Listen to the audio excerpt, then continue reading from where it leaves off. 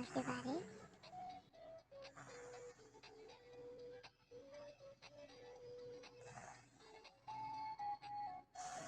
တီတီဟာလဲငါအိမ်နေတော့မှာနိုင်ရှိပြောချင်9 နာရီ54ပါလား9 နာရီတော့ထိုးတော့မှာရှင်းမပါ10 နာရီတော့ထိုးတော့မှာပဲ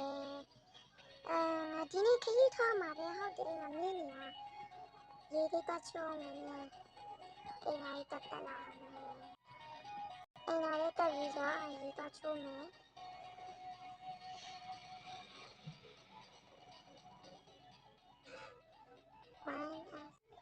ရေချိုးပြီးဆိုတော့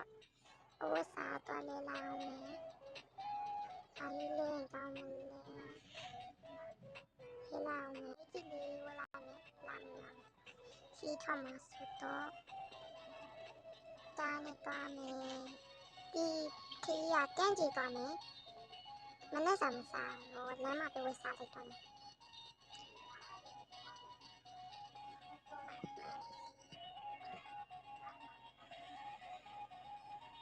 ဒီရှိစားပြင်နေတာပဲ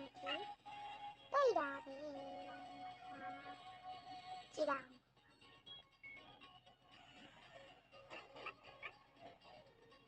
ကာနေနေ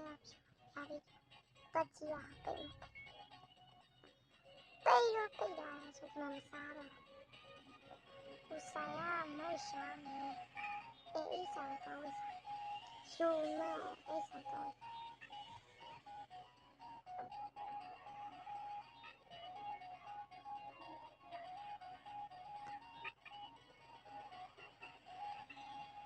ပါလေးရပြီးစား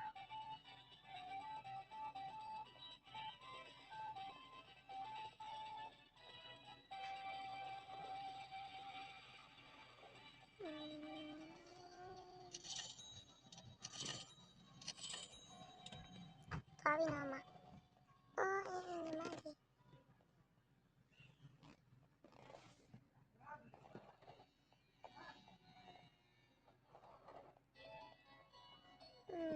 တက်ကြည့်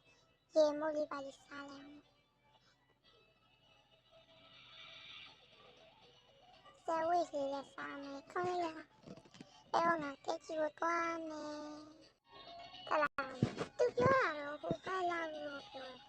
ဒီဘက်လို့ပြောရင်အဲ့တော့တွားမယ်အခုတွားမယ်